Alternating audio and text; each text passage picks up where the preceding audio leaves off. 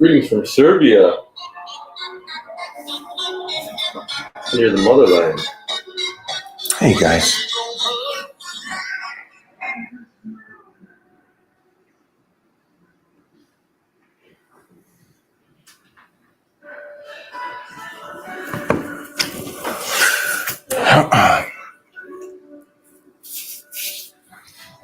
We're going to probably double dose this, guys. I said double dose. What? Yeah, we're going to go with this and a little questions over on IG as well. Reason is because this is a Q&A, so I'd rather be here answering your questions. So if you do have some questions, you guys feel free to ask those questions. Don't be shy. Questions that help would probably be a question that seems more for the group relative to individual. But if it's individual you have, do that as well. But I just think if you come up with a concept that's people's belief is that fasting cardio, for example. And if that's a question that you guys have, carbs are bad. Those are kind of the cliche the world says to do.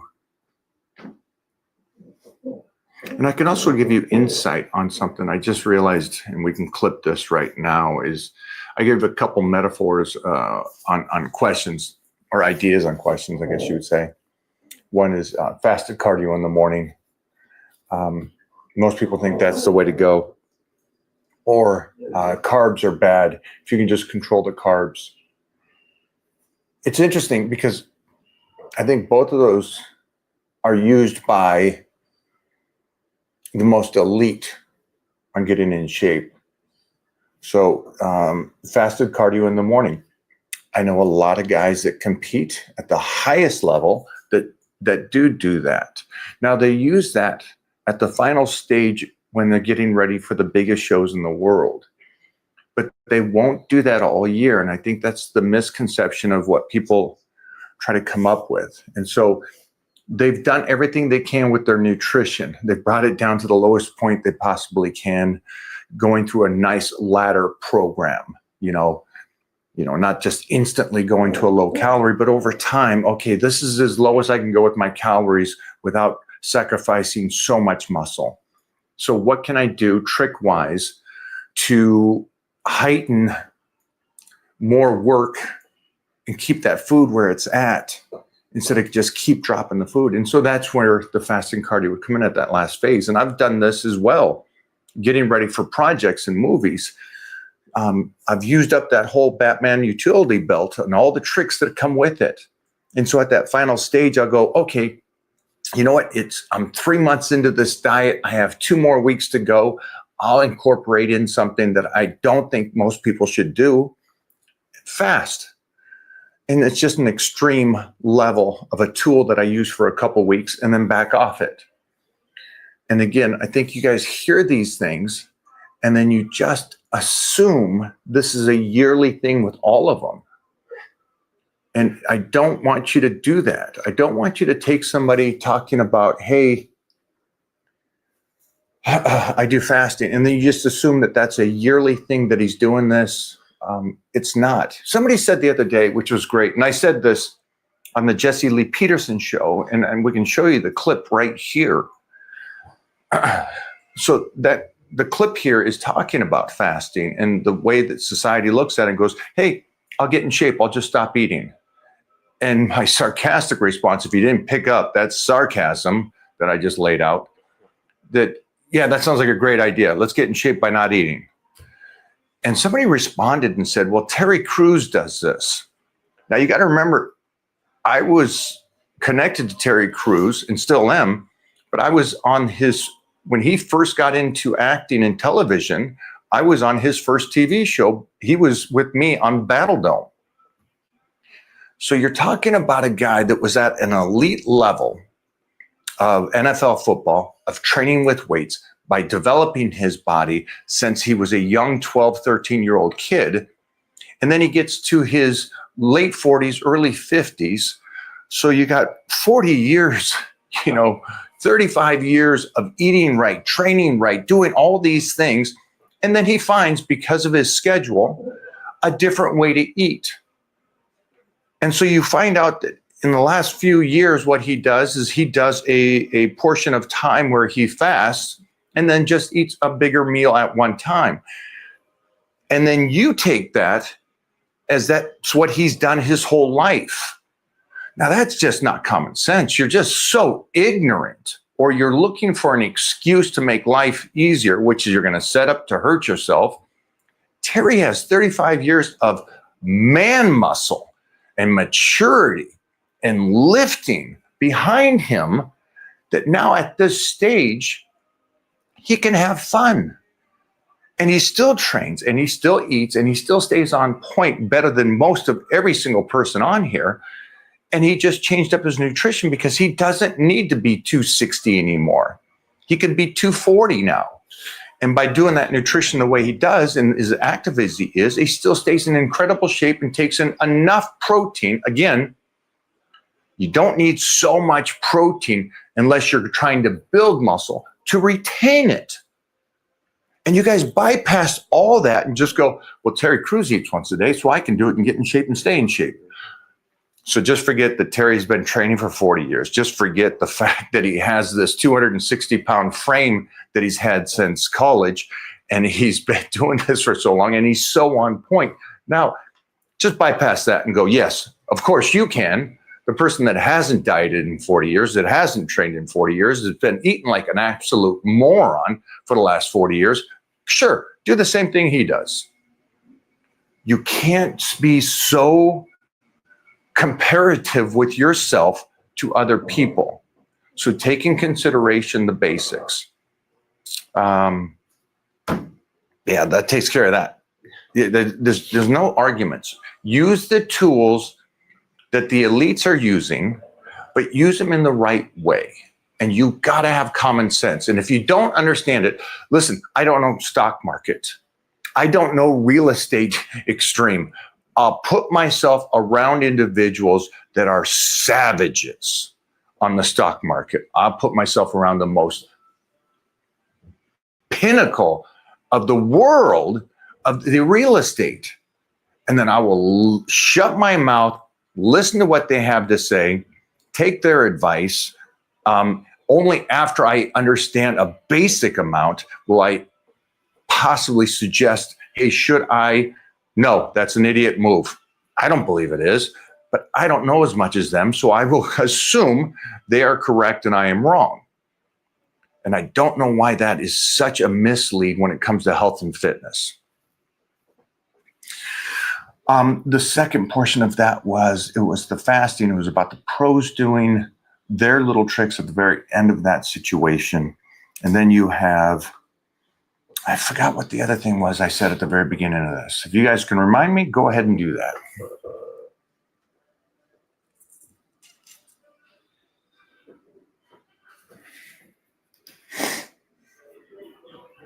Cramps. Any advice on protecting the shoulders for the long run? Yeah, just the basic stuff I talked about. Make sure that you got good range of motion. Make sure that you're, if you can, taking the proper supplements, the nutrition is on point, that you're not just going in and going from ground zero to going to throw a football. You know, everything's a warm up, everything's a move through it. Mostly, if there seems to be an issue already with those shoulders and range of motion. And I don't know why, maybe this is just on in front of me so much lately, but I've seen all these people with these shoulder issues. And when they raise their arms, it's like, this is as far as I can raise it. And I'm talking about late 20s, 30-year-olds, talking about already having a frozen shoulder and destroyed shoulders. So be smart. Now, I know that you're asking about shoulders, but for anybody here, that's any big motioned joint, you know, shoulders, knees, lower back. Try to protect those, being smart, but also do everything you possibly can. And then realize at the end of the day, Genetics plays a part in this. And just baby step it. Do the best you possibly can. So real quick, I made it bigger like this. Oh, I like that. So that's how it was. Yeah. Now now it can be centered. Yeah. Instead of like having all this. I mean, that's cool. Yeah, the light's insane. Yeah, I just want you guys to be like centered on the like something like that, or like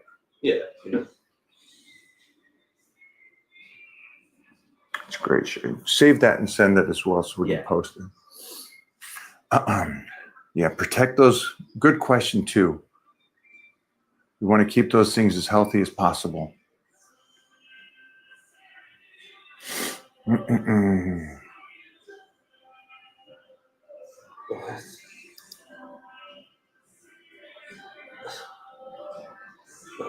Are illegal supplements really useful?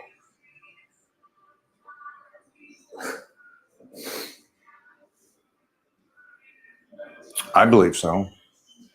I'm guessing you're talking about like just over-the-counter vitamin D and stuff like that. Yeah, I think. Creatine? Yeah, creatine. Glutamine? EAAs, all those kind of things, I think are very beneficial.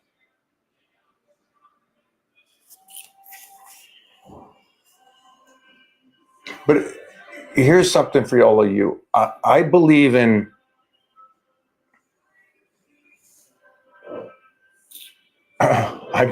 stacking up the 1%. A lot of sense. So does a multivitamin help? I think it does. You know, even 1%, I'll add that. Vitamin D, I believe it helps. I think it's good for you. And so I'll put that in there. DHEA, I'll put that in there. Creatine, I think it will. I'll put that in there. Look at this cat. Look at this hot man. What's up, guys? Johnny, they were just asking a question I think you'd be great for. I heard something about vitamin D. Well, maybe that's a different vitamin D. No, just over-the-counter vitamins, supplements, over-the-counter, are they beneficial? So, I mean, some are obviously, some are beneficial, right? Some aren't. When we talk about beneficial, like over-the-counter supplements, I would talk about creatine being one of them. That's obviously got some benefit and some studies behind it. Vitamin D is obviously another big one that we should talk about because vitamin D is a hormone in the body. So at that point, it affects a lot of different things. It's not just some supplement that you're going to be intaking that you might not feel an effect from. Like there's a lot of different effect that you're going to get from vitamin D itself. So when we look at vitamin D, we want to make sure that we definitely are supplementing that. Anything else, I mean, you know, your B complexes and everything like that, it's going to be kind of hard to tell because the absorbency factor of when you're taking some of these things in orally, you know, you're getting them breaking down, you know, in the gastro tract. And then at that point, you're talking about breaking down the liver. So, you know, what are you getting out of that percentage wise? You know, that's something that you're really intaking. So we've got to look at that too as well and just see, hey, listen, are we really getting a lot of benefit from the supplement that could be beneficial to us? Like B complex, we know is going to be, you know, good for hair, skin, nails, nervous system, energy, and all these different things. So, you know, these vitamins are essential. It's just, how are we going to get them and what's the best absorbency and what's the best transportation rate? And that's kind of where some of the over-the-counters really fall short.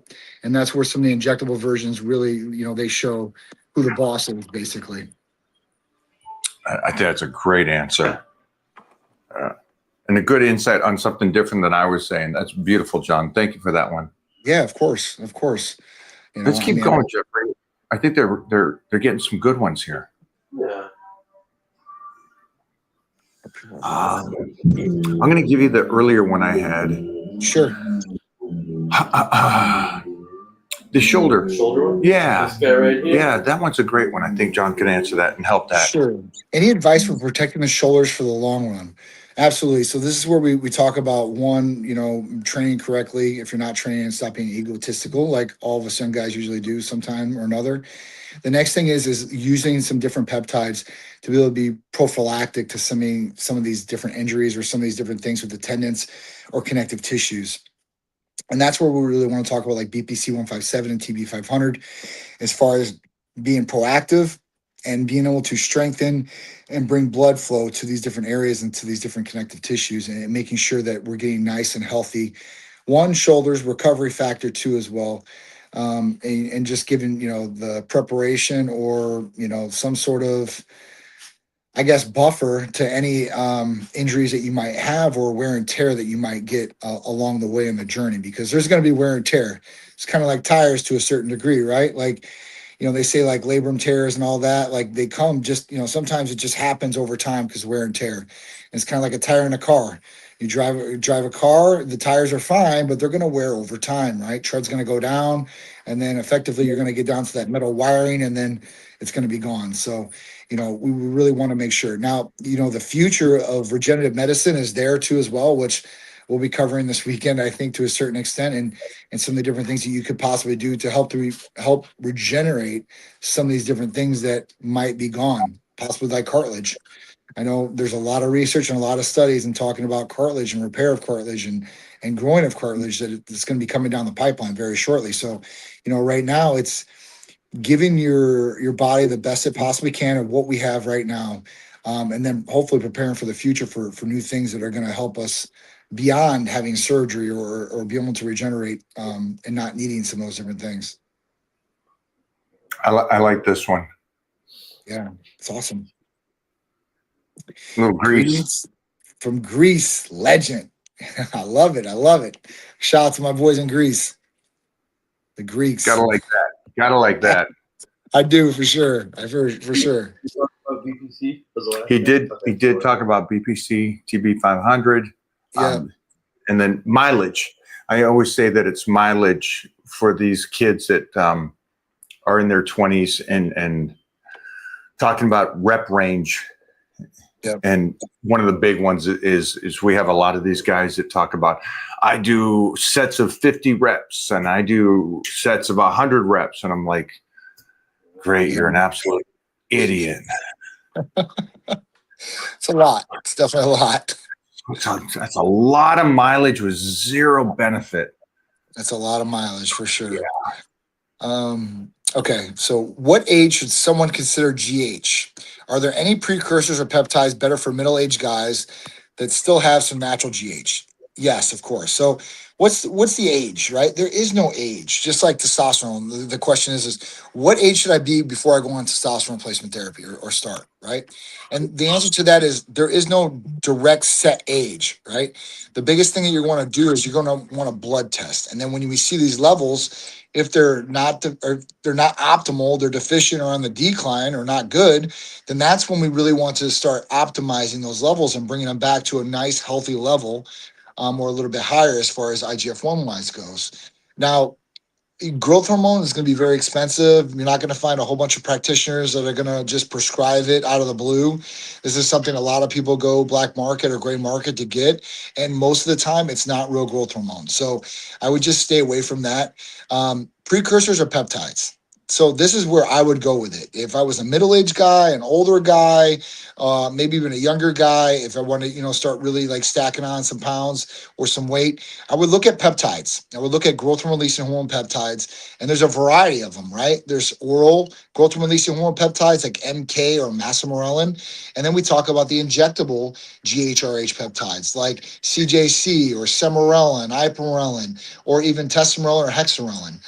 And, there are better ones than the other one. I guess there's levels to it, I guess, like where, like Semarelin's like maybe like the old dinosaur of things. And then we start talking about CJC and IPA being the better one of those. And then Hexarelin and then Tesamorelin, and where the benefit of that is raising growth hormone levels and then, attacking visceral belly fat at the same time. So the answer to your question is, Derek, I wouldn't look for growth hormone at a certain level. or a certain age, I would blood test right now, see where it's at, and then see what I need to do. If you are looking to raise it, or it's low or deficient, or you think it could be better or optimal, that's when I would look at some of these peptides like tesamorelin, hexarelin, or CJC and ipamorelin. And different people work better with different ones, I would say. Like somebody that wants to put on a whole bunch of weight and strength and can eat properly and everything like that, MK might be a really good one for them. If it's a girl who wants to do like maybe like a bikini competition or a photo shoot and doesn't want a whole bunch of water weight, that's when like CJC and IPA or maybe even testosterone really stand true. Just it really depends on the person. But there are a lot of options for people in your situation. And at that point, you don't have to worry about growth hormone or even the price of growth hormone. Let's stay on that for 1 second. Yeah. I just want to 2 seconds on that one. I thought it was interesting. Derek, will you let me know why the consideration of age, that every human's equal? Let me know on that, on what made you write that. For anybody here or anybody new, the age thing always, I don't understand it. So please explain it to me. Each human is different. Each human is different. You know, some people get leukemia as kids, and some get leukemia as a very aged human. These are just different things, right? That's life. And anything with blood work that Titan Medical can do can kind of explain to you what's going on with your body. But we know bodybuilders, some famous bodybuilders that had to have GH as kids because they weren't growing. So again, just anybody here that doesn't comprehend how your body functions, it functions differently than the next person. Yep. And blood work tells you what you're working with and what you're deficient in. And so when it comes to, I guess I don't know what they call it, but when the youth is nothing can hurt me, nothing can break me Superman mindset. mentality. Yeah. Yeah. I think, you know, I sure had it when I was in my 30s doing Battle Dome. I thought I could wrestle a bear. What an idiot. So I guess the point is that life is what it is, and it's unfair, and it's hard. Some people get cancer at a young age.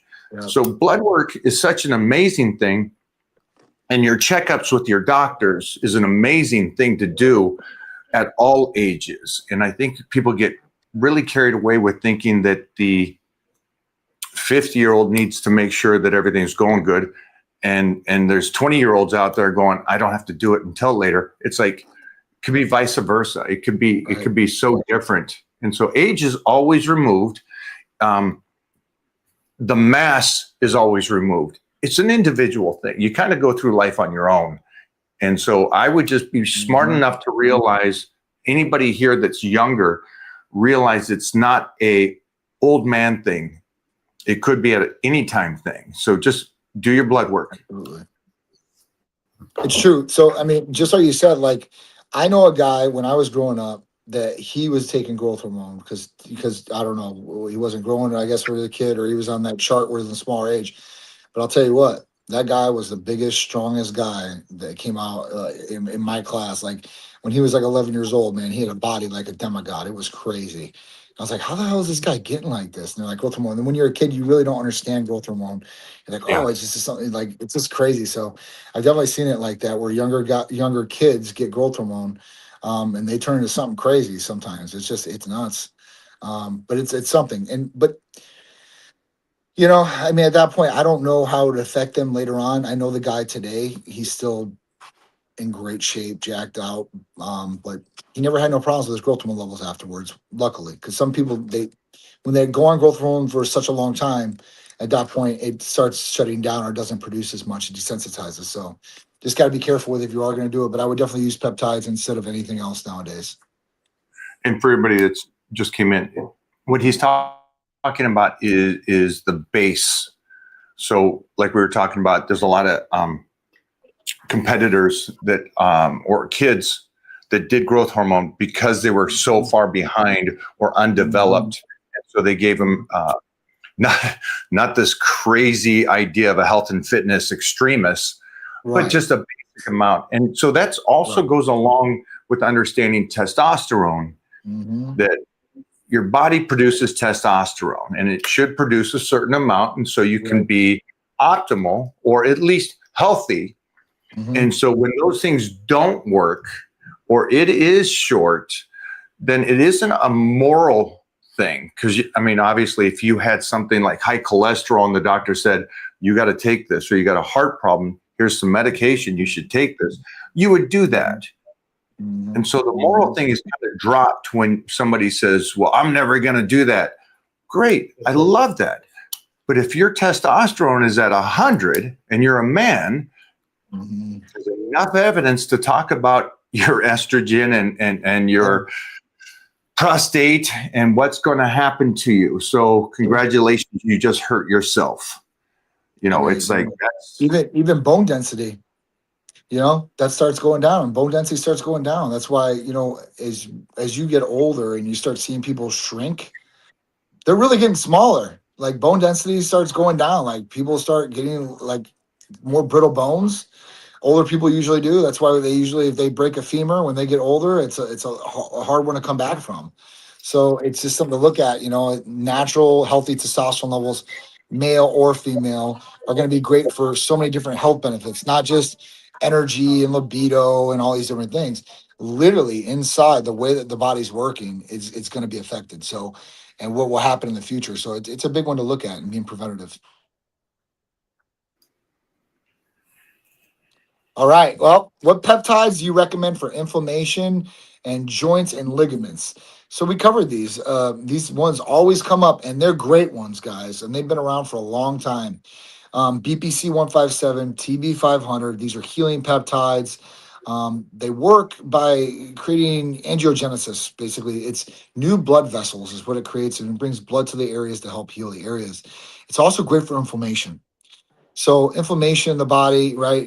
Your body needs a little bit of inflammation as far as that goes, but a lot of inflammation can be bad for the body. And at that point, getting rid of some of this inflammation will help with healing, one, and obviously feeling and mobility, another one. So if it's, you know, let's say it's my shoulder that I take BPC and TB 500 for every single day, I get instant mobility and instant, I guess, move, like the way that it feels a lot better as far as when I take it every morning. So, you know, if it's acute or chronic injuries, or even if you're trying to be prophylactic, which we talked about with those tendons and ligaments, then BPC and TB 500 are definitely the way to go. That is the go-to, I would say. And if you're looking for skin and collagen, then I would add GHK in there too as well.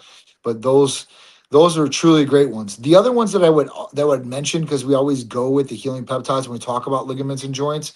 But what I would talk about is if you're able to, is I would talk about adding maybe a growth and releasing peptide, like, you know, like testimonial CDC. These are great for tendons and it's great for recovery too as well, and great for healing. So, you know, this can add a big benefit to things too. And let's not forget our natural sleep. We want sleep as much as possible too. There was a great discussion about ligaments and joints and bones in a roundabout way with testosterone in building muscle. And the support of the muscle that will do for the joints and ligaments.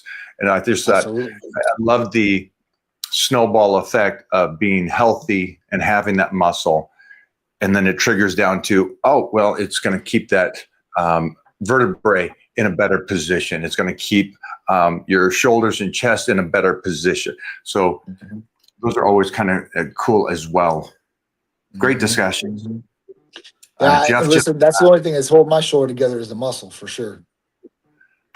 It's just a funny question. Go for it. Good questions or just funny questions? All right. Okay. How do you recognize fake peptides?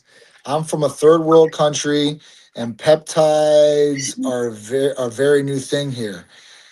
Is there anything that can be done to recognize fake peptides other than buying from reputable sources? No, there's not. That's a scary thing, guys.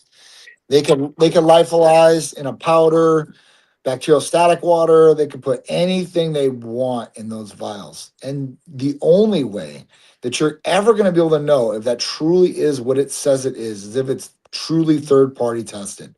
If it's truly third-party tested, at that point, you'll be able to know. And that's the whole point of this. Like, you know, you're playing Russian roulette, right? you don't know where these bullets came from. You don't know which bullets in the chamber. And at that point, you keep clicking, you keep shooting the gun and clicking the gun like it's going to shoot. And at that point, one time, it's going to be a bad bullet that comes at you. So this is the same thing. Like, if you're going to do it, make sure you're getting it from a reputable source. That's the best thing I can tell you, right? And because if not, you're playing a risky game with your health. And that could be, that could be terminal, which is the worst case scenario, or you could get an infection in a different area or a muscle, and at that point, them have to cut out that portion of the muscle. I've seen it happen with bad shots, and it's not a good thing, especially if you're a bodybuilder or anything like that. You got to be symmetrical. And at that point, you don't want any tissue getting cut out. And I've definitely seen tissue get cut out of bodybuilders and regular people, not just bodybuilders. I've had people where, they decided, hey, listen, I'm going to go the more inexpensive route and the cheap route per se, and I don't got the extra $100, and I'm just going to buy it from this guy, and they get it, and at that point, end up in the hospital. So I've had more than these You gotta stories warn me, Johnny. enough. You gotta warn me, man. I got to mute you. You talk like that. That hurt me. I got to cut out the mouth. Oh, that hurt. That's like I can't hear the chalkboard. I've seen it. That, man. Oh, that's harsh. We kind of talked about this, though. We talked about somebody saying they want to get the product somewhere cheaper. And yep. Again, I guess I'm a little lost on the mindset that somebody's willing to go, I'm willing to take the chance on putting something in my body that isn't confirmed what it is. It's like, wow, okay. For anybody out there that just kind of goes, I'm just gonna order it and take the chance that it's real. Congratulations. That's just a really weird thing to me. I would try to make sure it's real. So, kind of cool statement. Yeah. From this guy from a couple of weeks ago. Go for it. Mike, an update on my OMAD. Got a healthy relationship with food. Now I'm at 4 meals a day with same calorie macro, but better energy for training in the day and seeing better results, retaining muscle. That's. So he was saying he used to eat only 1 meal a day a couple of weeks ago, and Mike laid it down. Well, I love that you said that, because I opened the show today talking about listening to a pro or somebody that's looks great, and they're talking about what they're doing, and then you bypass their whole future, their past of the person training for 30 years or something. I was talking about like Terry Crews, how he has so many years of training and being a huge guy that he can move to a different style of meeting plan and still retain that muscle. And this is a great one here. I love this fact that this guy is worked up to the 4 meals a day. Great job. We had a talk, and I just kind of recommended, if I'm correct, that I would take it in smaller meals throughout the day, and definitely around the training, have some good carbohydrates before and after training. But this goes to the point of like carb cycling or carb loading, which is a secondary to this question, just kind of reminding me of it. John, do you believe in carb loading or carb cycling or carb depletion or any of these kind of things? And congratulations to this cat. I think that's a great job coming back to us and telling us how you're doing. Yeah, I mean, for me, I obviously carb loading or getting ready for a workout and stuff like that, like eating carbs beforehand and then eating carbs afterwards. I think that's essential to be able to do, right? If you're doing things like that. Carb cycling, yeah, I think you can get some. I think you can get some results with carb cycling. Obviously, when you're pulling carbs away after you've ate carbs, your body's like, hey, listen, what's going on here? And actually, I've seen people lose weight by doing this. So, I think you could use these tools, yeah, if you know how to use them for sure. I agree with Johnny. I think, again, any of these tools that are possible, save them for the right time or incorporate them into your program at a certain time. And I think carb cycling or carb depletion or carb loading are all great things. But I don't think that you should be in a carb deficit all year. Again, I think you're setting yourself up to fail later on. Here's a great question from a very bright individual. Are duck eggs healthy? I've heard only bad things about duck eggs, and that there's been an incredible rise on death from duck eggs. John, anything? Recall on duck eggs. Yeah. Hysteria outbreak. All right. I feel like it's probably just coincidence, but last year, It was for Jeff to block him. I gotcha. All right. So this is what Jeremy Davis had to say. I feel like it's probably just coincidence, but last year on CJC for a few months, got good results. But when I came off, I got really bad inflammation. Later hopped on MK for a few months and got really good results. I mean, really good. Put on size I never thought possible. That being said, I am a few weeks off and I have insane levels of inflammation in my elbow and shoulder. Is there anything to the correlation between inflammation and coming off either of those peptides, or is it simply so? You usually don't get inflammation when you come off peptides. Like if you were to stop CJC, like there shouldn't be like a big inflammation like burst, right? Like MK, like there shouldn't be a big inflammation burst unless you're eating foods that cause inflammation. You know, if you're eating like not a good diet or something like that, it'd be causing inflammation in the body. But just because you're coming off like growth hormone releasing hormone peptides, that does not cause inflammation usually.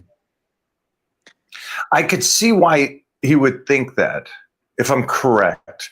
If your growth hormone or your numbers are really good and they get better, then there's probably a good sign that your body's recovering. Oh yeah. And a good sign to your body recovering is that you wake up in the morning refreshed, lean. You know, Yep. I always wake up, regardless if I go fly and then I'm up on my feet all day, very swollen. By that morning, there's nothing better than a good night's sleep of recovery as a diuretic. And so if he's waking up inflamed, I'm wondering if there's something with his numbers, and I would say get blood work to see if those numbers have declined so much so that you're not in a good position. Is the only thing that I can think of. That's why you're coming up with this concept that it could be coming off the growth hormone peptides and that you're not recovering well enough to where you're still waking up swollen. So blood work, John? I mean, yeah, blood work for sure. So I mean, there's another test you can run for inflammation in the body. You can tell if you have inflammation in the body or not. It's a sedimentation rate. So we can run that basic panel on somebody and say, listen, you do have inflammation in your body, like truly. It's not like a guessing game, but if you feel inflammation in the body too, like you can feel it. If you have that inflammation, that was a good point that Mike made. That listen, if you are getting out the growth hormone releasing peptide, you might not getting all the benefits that it was giving to you, and that you might have some inflammation from that.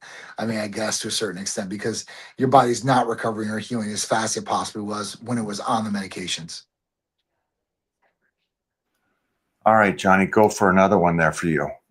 All right. So my IGF-1 was around 300. I think if I remember right now, I'm around 200 post MK.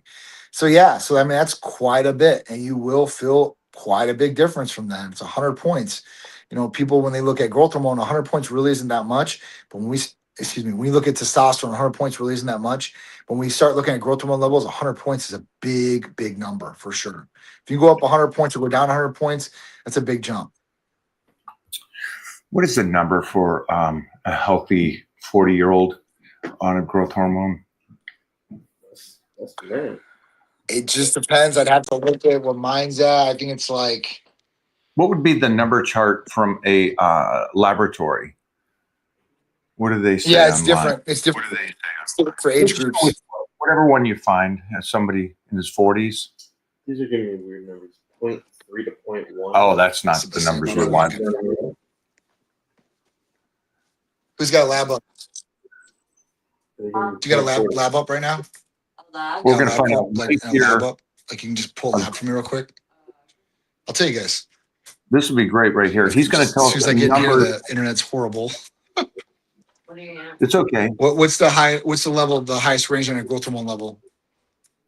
What's the patient age to? It's usually anybody over 21. They don't break it down after that. Okay, what's the level? It goes to 3. 307 is a good level up to 40 years old. That's the high of the range. What's the low? What's the low on that? Healthy adult man, age 20 to 30. They're giving me a range of 116 116 to 358. to 358. Okay, so that's a good sign. 31 It to 50. seems like 200 would still be a decent number. So we see online that 200 would still be a healthy number for an individual. But maybe it's just the body there, Jeremy, the body is, even though the number is 150 to 350, maybe that 200 is not enough recovery for you. And so maybe, and I would test it again. I'd get blood work again. I wouldn't do blood work again, sorry, because you already got it. But I would see if peptides take that inflammation away again and you're recovering better. And then it's a decision for the individual that you probably need to stay at 300 to minimize the decline in life. Inflammation is not the greatest thing unless it's coming from exercise and everything. So It's probably all the sidecar donuts, Jeremy. yeah, You Jeremy didn't mention that. Jeff just said that Jeremy is a high carbohydrate guy. So Oh, really? yeah, so maybe the body's not utilizing the carbohydrates as well as it was, and we got to work our way up instead of jumping to a higher sidecar donuts. Yeah. You said Uh-huh. okay. Good stuff. Sidecar donuts. Oh, dude. Oh, yeah. I guess this one knows this cat. I don't know. I know this much. I've been increasing my carbs like crazy, like the last couple of weeks, like crazy. Are you coming in this weekend? I know. I can't You're wait. coming in. Are there peptides to help? I want to talk about that too. Yeah. We did some research here, and we did a little brainstorming here at the O'Hearn Titan Crew headquarters on when you do PRP or stem cell, Yep. how can you go into the process the very best? And now I know that seems like an odd, well, I'm going to go get stem cell, so I'll just do that there. And I'm like, well, wait a minute. I'm one of them. I'm that guy that preps everything. I prepped my baby mama for a year before getting pregnant. So what can we do? And it was talking about BPC, TB500, to do a certain amount of that prior to going in. And that way, when it does, if it's PRP or something, and it takes your own body's utilization of this or the quality of it, it is a better.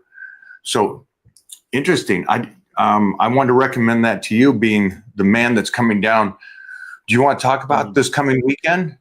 Yeah. Is it Yeah. the- So, Oh, it is.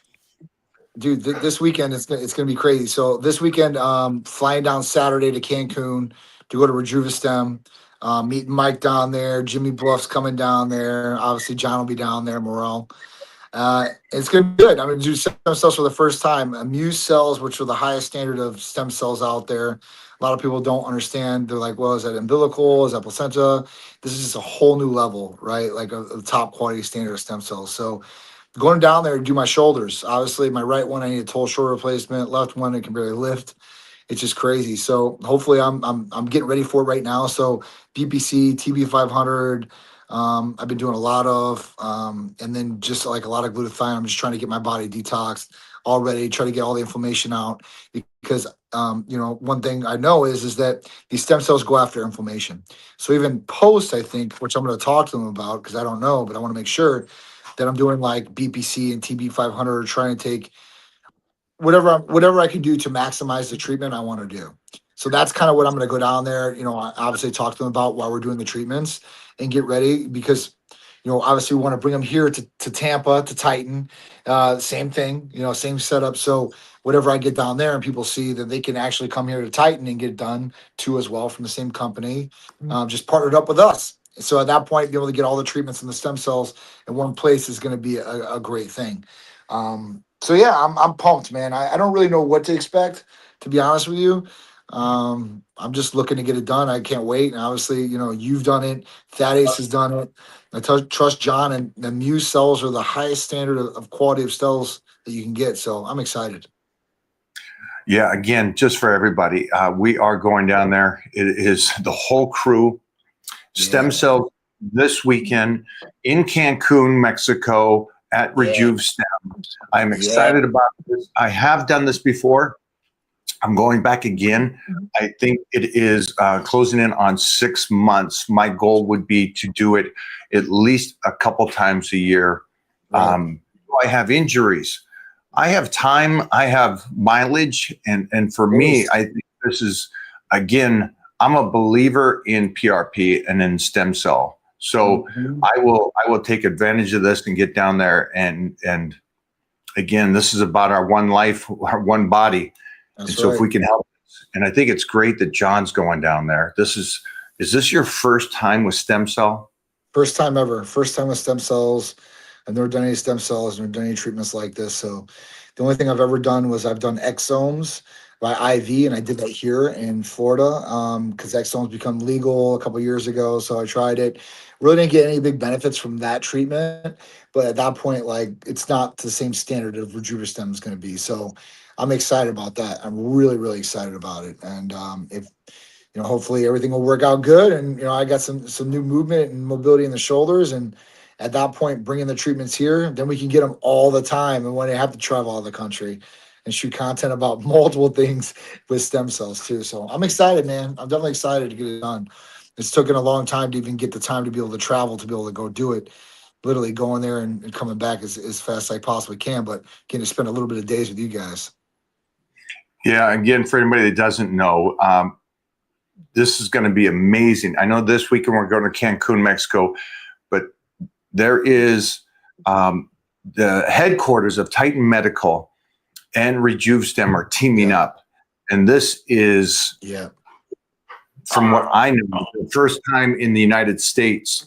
And so this is going to be something huge, huge for everybody. Again, I think preventative before the fact. And I understand that life is what it is, and you might have those injuries. Well, you'll be able to stay in the country and go do this. So that's even tenfold. That's right. That's right. And visit beautiful Tampa if you're somewhere else other than Florida. Come down, vacation, get the beautiful weather here, beautiful city. At that point, you'll be able to get stem cells and a lot more. Plus, post and pre treatments too, as well, with peptides, getting the body ready. And at that point, if you need anything else while you're here, we can set that up too. So definitely excited, man. Super pumped. Everything at one place. Titan Medical for just full on. You're going in, you're coming out, Captain America. That's got to be the new. We got to get one of those containers and stick me in there. Come out. Boom. I'll be the guy that goes in, and then the door will open, and it'll be Drew that comes out. Oh shit. So, man. Oh man. Amazing. Yeah. Question: when going for your first blood test, should you stop taking supplements to get a true baseline, or does it not matter? So I do say like biotin can affect some blood results. I don't stop taking it. I still get the exact same results, but they do say that can skew a result. The best thing I can say is if you're going for your first blood test, there's a couple things that you should probably do. If you're a male, Cliff, which I think you are, either way, male or female, you're going to want to drink a lot of water. The night before the test, the day of the test, drink water. You're not going to eat 10 hours before the blood test to get a true result. Now, that result is going to be true for like cholesterol, and your sugar level, your fasting glucose. Everything else, you don't need to fast, but you should fast to get those results, at least to know where they're at baseline wise. The other thing is the guy, you want to check prostate.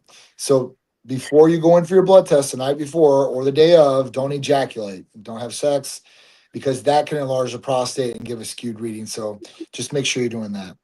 The other thing I could say is that if you work out really hard and strenuous, don't do that 24 hours before the blood test.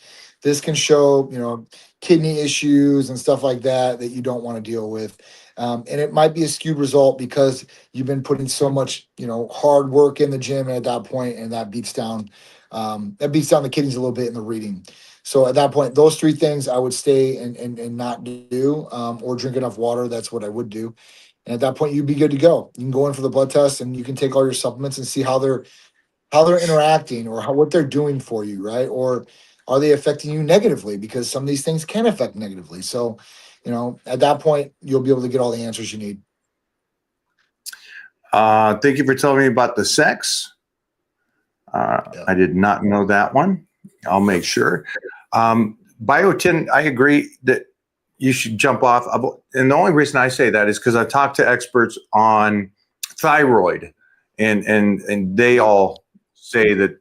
So going off biotin for a couple of days doesn't really matter. So why not just do it to make sure the thyroid's right? Food, I agree with Johnny 100%. Yeah. DHEA, I would stay on, and vitamin D, I would stay on, just so you can see if your vitamin D is right or too much or not enough. And same thing for DHEA. And then have an expert read your blood work. Don't be one of these people that goes, I know all of it. Have an expert, because it's great. I just had a talk with a great doctor talking about body weight and size of a human on the creatines and relative to the muscle mass that individual has, and how that, again, not training or anything, just this amount of muscle mass that the individual has and how the numbers on the creatines. So talk to a pro before you read something and get freaked out or something's incorrect. Yeah. Don't Dr. Google it. Don't throw in the AI or Grok and think that's the end all be all. All right. AI is on it. They are on it. But at that point, AI is not the end all be all. Not just yet, guys. Okay. So just make sure you guys are reading with a professional. The other thing I could say is this. I don't care if you come to Titan or not. I would like you to, obviously, and I make sure we'll take care of you, and you will see a medical provider, and they will give you the answers that you're looking for. But what I would say is, I would say a warning. Do not go to these places and they're got somebody on the phone with you or telling you what you should be taking or reading blood work results to you. They're not medical providers. They're not supposed to be doing that. And it happens at most of these places that are out there. I had a guy contact me for a job, right, at our medical center. And I just read it before we got on this today. And he's the manager of this other place that I know of, or was the manager. And he said what he broke down in job duties and how he went over people's regiments and read their blood work results to them. This guy is not a medical practitioner of any sort or any certification. So it's happening more than you guys know. And at that point, ask to speak to the medical provider if you have not in the first place. To get a prescription, you are supposed to have some sort of patient-doctor or provider relationship to have it be written. So at that point, just know what you guys are doing and just make sure that whoever's telling you what you're supposed to be doing has the authority to be able to do that, I guess. Oh, this is a good one. Does IGF-1 require certain levels of estrogen? No, it doesn't. It doesn't at all. Now, should you have certain levels of estrogen in your body, whether you're a male or female? Absolutely. Estrogen is essential for heart health, to build muscle. I mean, even for lubrication issues to a certain extent in a male. So you definitely want that. IGF-1, requirement. You do need to do a blood test through us. But at that point, we'll look at it and everything is okay, then you'll be good to go. The only way I would stay away from IGF-1 or growth hormone or anything like that is if, one, you have history of cancer, you've had multiple cancers. I would definitely stay away from it at that point because they go after all the cells in the body. But there is no certain level of requirement for estrogen at all. Just so I understand, what does he mean by that? I think I don't know, Derek, for sure what he wants, Mike, on this. But I mean, to me, is there a certain little estrogen, I guess, that IGF requires in the body that I don't know to hold? I guess I don't know. I mean, I'm just saying, like, from my end, you need a certain amount of estrogen in the body. That doesn't matter, like, what other hormones are going on or whatever it is. That's why I guess I was confused. Jeff, do you understand that? Yeah, right. You can take it so many different ways because of the lack of description here. The way I perceive this question is like, hey, I want to take IGF does my estrogen have to be at a certain level before I even take that? Yeah. Oh, I see. That's I who knows? still don't understand. Exactly. Sorry, Derek. I'm a bit slow, but for anybody else, there's just a level for your estrogen. I think Derek's a male as well as me, Yep. and so there's a certain level that your estrogen will be at. Mhm. I don't. That's the only reason I'm so confused on. It's like, what does your D have to be at, and can I start T before I start D? And it's like Mhm. Mhm. they have nothing to do with each other. Sorry, No. Derek. I'm just a little confused. If there's more there, I would love to learn what you mean by that. Yep. I was wondering if aromatase inhibitors would affect IGF-1. So, when you start messing with hormones now, like you could start messing with IGF. Like, so that could affect IGF-1. If you're taking, let's say, aromatase inhibitors are not taking testosterone, you're knocking those aromatase inhibitors are basically knocking your estrogen down in the dirt, right? You're on a deficient mode there. It's not going to be optimal for anything in the body as far as that goes. If you're on testosterone and you are utilizing aromatase inhibitors, that's not going to affect the IGF-1 in a negative way. But if you're using aromatase, I've seen like competitors, and this is the only example. I haven't seen any regular people do this unless it's a breast cancer patient taking aromatase inhibitors solo.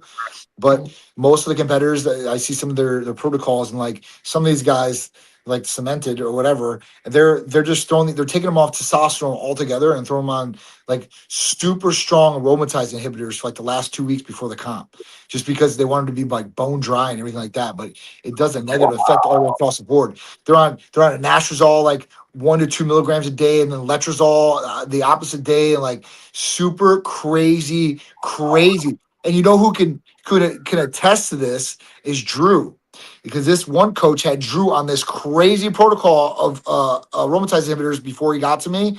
And when I looked at it, I was like, Drew, I was like, you actually did this?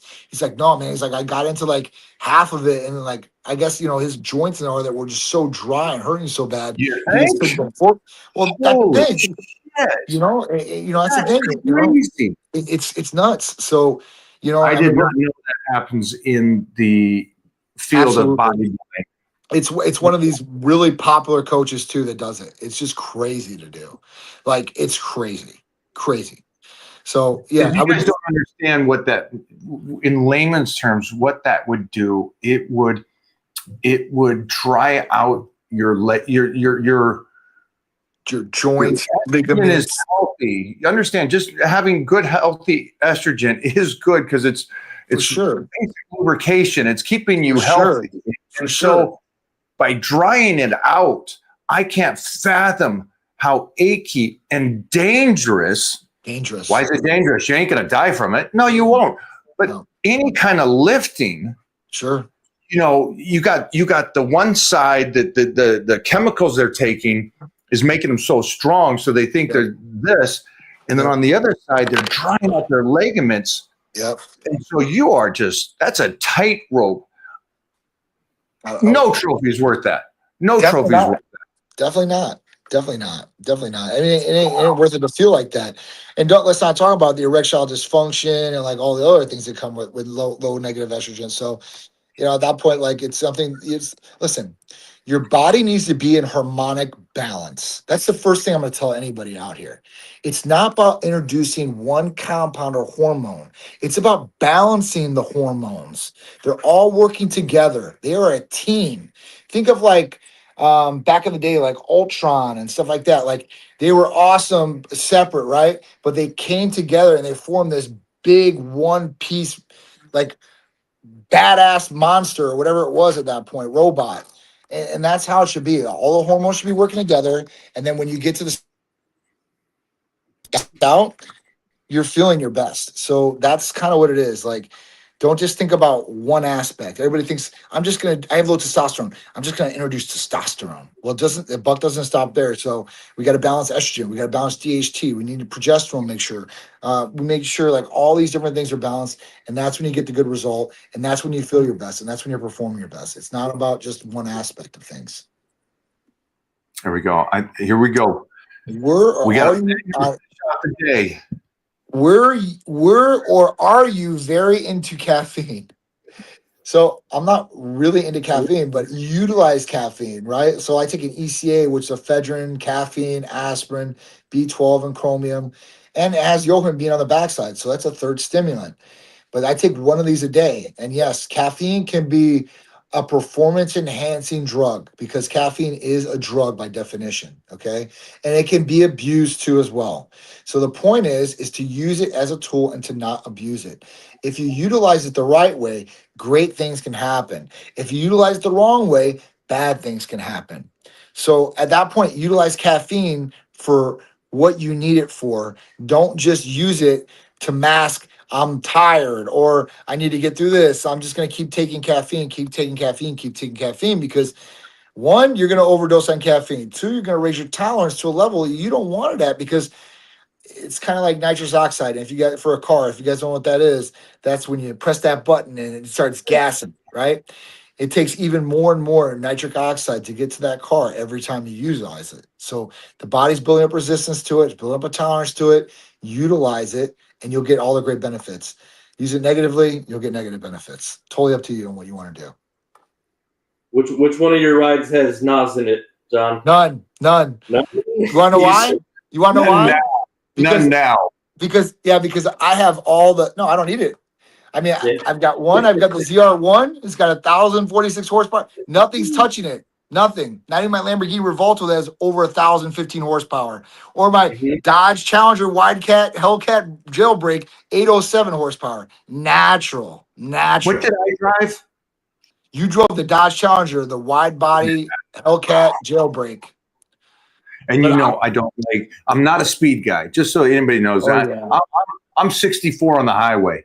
So, man, I drove this thing, and your girl was so sweet to me. So we all got these cars out there. John has this plethora of cars, and he goes, "Choose a car, go!" And we're all like this, just convoy. And then they're all heading back to the house, and she sees me in the rearview mirror. And she goes, and she took me, just heard me, went back out, and I hit that thing. Those neighbors must have been yelling because I was smashing that thing. Dude, I'm I was telling you. I got insurance. Let's go. When you come out this next time, it's gonna be a whole different On the line. track. Definitely. We got to get on the track. We definitely gotta get on the track and take them because I mean now it's like it's different. It's different like to a certain aspect of rides, like when you were down last to what it is now. I mean, it's serious. Even the Performer Monte, the Urus Lamborghini I have, it's an SUV truck, 670 horsepower, and that thing gets it. It's made for the track. So it's crazy. It's crazy. Some of the different things. I'm excited. Next time you're down, we're gonna have some fun. I might have to. I have to bring Serge and Jeff on this because these guys are nuts. Dude, definitely. And Andreas, I know you're there, Ben, but these guys would be out there hanging off the car, trying to get the car shots and the wheel shots. And That's right. no, you hit 125 on this bad boy in that turn. I'm like, what? Dude, So- I'm telling you. Serious, man. Serious. I got to get out there because Titan is now of age also to utilize everything that is around Yeah. Titan Medical. So if you guys don't know, and you ever get out there to Florida, a Titan Medical is in a great location. You can definitely not just go by Titan Medical and visit and get walked through this area, but also it's a family trip where you can go to Universal Studios and Disney World and all these incredible places there. Yeah, super cool, man. Busch Gardens. I mean, we got everything. Adventure Island, water parks. I mean, Tampa is on the come up. So we just learned the city council just voted on it Thursday across the street from us. They're going to create one of the WOW Ferris wheels. If you don't know what that is, they have one in Orlando and they have one in London. It's an observation wheel. It's huge. So I'm really excited about that. It's bringing a lot of traffic into us even more. It's pretty awesome. I was on the one in London, and it runs 24/7, Yeah. and it moves at such a speed that it doesn't stop. You can just walk on it. Yep. And it takes, I think it was a half an hour on the full turn Yep. or something. It wasn't a 5-minute Right. once around. It took a bit. Yeah. super cool. And so that was incredible. That's congratulations, man. That also takes that property value right up a nice bit. Right. Absolutely, man. Build, baby, build. I love it, Johnny. Thank you so much, man. And we I will appreciate clip you guys. one of the big things here today and get this up tomorrow that we are, again, we're meeting up in Cancun, Mexico at RejuveStem Yep. this weekend. And Johnny for the first time and me for the second, we're doing stem cell. And we will make sure to get a lot of content for you guys to explain what's going on and how we're doing it. Yep. And Jimmy Bluff will be with us, the incredible, gifted touch Jimmy Bluff, surgery without the knife Jimmy Bluff. This guy is a legend. And again, we'll all be down there, and we'll make sure to get this up for tomorrow so you guys can know where this is. And feel free to come down and meet us there in Cancun. We'll be there for a few days. Yep. There's one thing I want to tell everybody right now. Right now, I just listed for today $25 visits, consults. If you're looking to get a consult through Titan Medical Center for any of our things, $25. The other thing is blood work. I'm going to do the special next week because I'm going out of town for $130 for the males, 200 for the females. Car techs get that, and you get the $25 consult too. I'm going to extend that for one more week afterwards. It's a big one. It's a big one. It's usually $75 or $150, so you'll get a lot of value out of it for sure. I think that's awesome. I appreciate that, Johnny. Thanks for hanging out today, my man. Appreciate it, guys. Thank you guys so much. I appreciate it again. Talk All right. Bye-bye. Johnny brought the knowledge, gave the insight. I think the last question there was caffeine. I love caffeine. Love it. Love it. Utilize it. Gets me moving in the morning, gets me through those workouts. We are right now on the reverse diet and power bodybuilding as we're getting ready for the new year. Everybody that is in the Titan crew, make sure to get your check-ins this week. I will put up the post for you guys. Again, Titan Crew is a private group on Facebook. And everybody that's in there is that sweat equity. They're in there so I can work with them for free in the Titan Crew and help them on their nutrition and training. So get your butts over there, get in there, and I will see everybody this week before I leave town.